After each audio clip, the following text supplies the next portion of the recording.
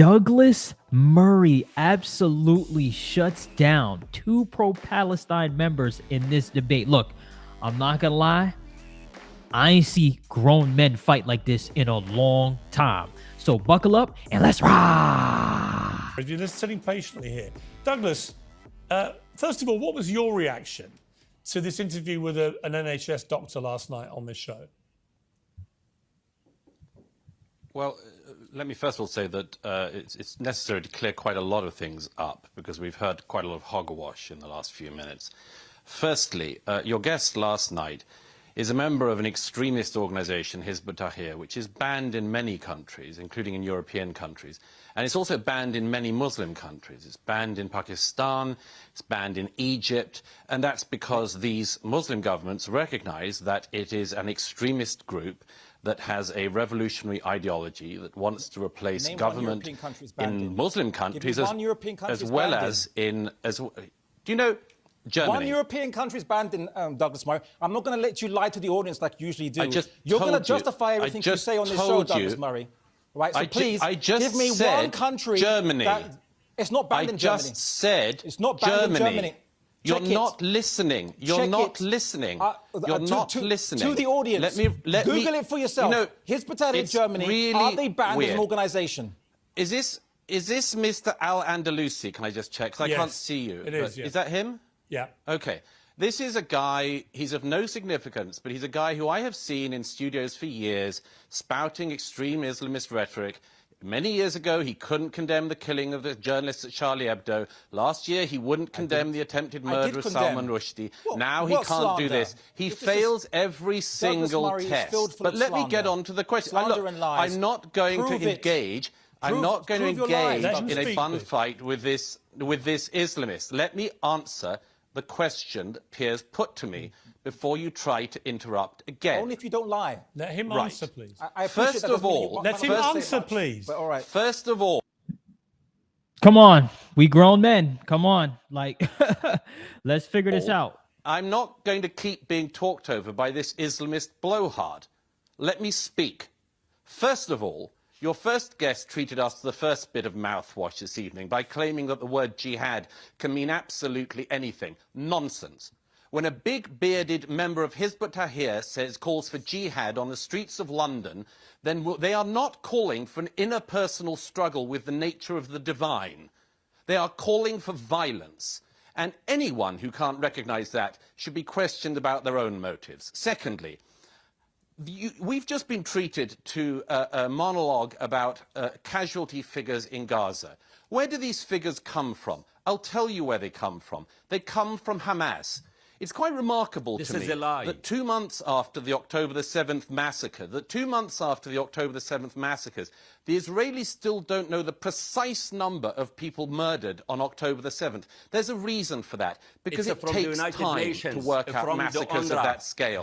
One of the striking, you know, I just don't know if either of your guests are going to allow me a word in. Because you are lying, and even the numbers from Israel, from the IDF, which... All right, so I'm going to always admit when I'm not as caught up to speed as I should be on a topic, and this is definitely one of them. Somebody in the comments, let me know just what you think and what the truth is here, right? Somebody help me out in the comment section. I would greatly appreciate that. We have a very strong community because I don't want to say the wrong thing. But let's keep watching. Let's see what they have to say.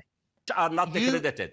No. You will, it's really interesting hearing somebody who presents themselves as a moderate being a spokesperson for Hamas. So let me continue.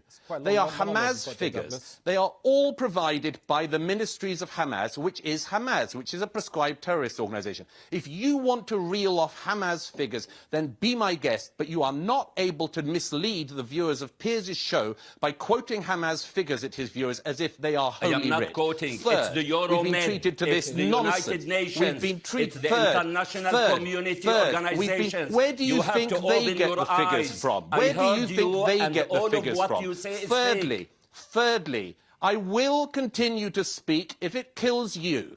Thirdly, World War II.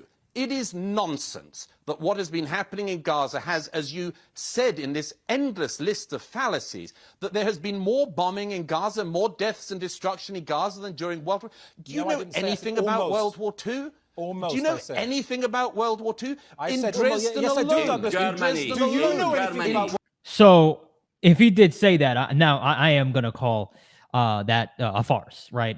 Yeah, that's definitely not true at all, not even remotely true. That I do know for a fact. Back to the video, but let me know what you think. Back to the video. Dresden alone, take one German city. Take one German city. The destruction was on a scale totally dissimilar to what's been happening in Gaza. I'm taking London. Very, very interested. I'm very interested, and I will, once again, I will finish this point, even if both of these blowhards keep trying to talk over me. I will finish the point I wanted to make. I'm going to come back to you both. Let me ask Douglas one question. Douglas, specifically about the doctor. It is very important for your viewers to hear the following definition. The definition of terrorism is the deliberate targeting of innocent civilians. That is what Hamas specializes in. That is what Hamas did on October 7th. And that's what is happening in Gaza also. Is what Israel is doing terrorism? No, for the following reason. And again, you can lie about this if you want, but do not expect not to be challenged about it. What the IDF is doing is the same manner of war as the British Army, the American Army, and all other armies in the civilized world. They target terrorists like Hamas, and there are civilian casualties. Yes, there are. But it is not the aim of the IDF any more than it is of the British or American armies to target civilians. And anyone who pretends otherwise is lying to the public watching. All right, Douglas, final question before I go back to the two in the studio here. And it's specifically about the doctor that was on last night, whether he should be allowed to continue practicing as a GP when he identifies Hamas as a resistance group, wouldn't say that it committed an act of terror, said he didn't even believe that there had been a massacre, and was also quite blatantly homophobic, amongst other things. Well, he didn't actually. Douglas, but not Douglas. He didn't believe. Let me ask Douglas. He said if. I'm not gonna lie. These two gentlemen in the middle here, you guys have to know when to let people speak. Because you're literally interrupting both Piers and my guy Douglas here. So, I mean, that I will say, because I can't even hear what Piers is saying. Let me know if you agree with me. Back to the video. Please. Let me ask Douglas. The medical association is the one who is assigned to... Fine. I'm asking Douglas what his view is. Douglas. He's not a medical doctor. I'm asking Douglas's opinion. Yo, let him ask Douglas. Goodness gracious. Well, you don't seem to be much of an impartial observer of this, I have to say myself. I thought slightly highly of you before you started ranting as much as Mr. Al-Andalusi this evening. I'll tell you what I thought of it, Piers. I think our country has had enough of people like your guest last night. It's not just that he's in the NHS. Why is he in Britain? Why do we allow people in Britain to try to overthrow the state who praise terrorism, members of extremist organizations? What has Britain got from this guy exactly? What benefit have we got from him?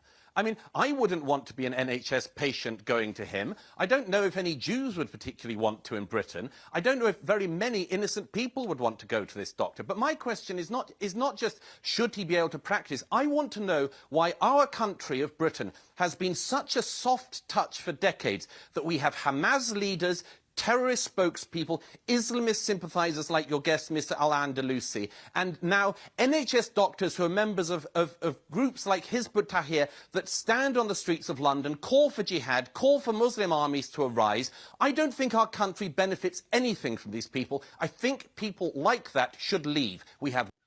All right, so I'm just going to stop it there. All right, so again, I will always let you guys know and be honest with you when... I don't know the most about a topic, and this is one of them. So let me know. I know there's a lot of smart people out there that watch my video, so let me know. Do you think Douglas is right? Do you think the two Palestinian gentlemen are correct? I definitely didn't like the fact that they didn't let them get a word in just because they didn't agree with what they were saying, or if they were lying, or just basic respect and dignity, right? Come on, right? So that's just my personal opinion. But again, when it comes to, you know, these groups and all this stuff, let me know what you guys think about it. All right. Thank you guys for watching. Make sure you kick the like button and headbutt the subscribe button until it turns black and blue. Until next time, peace.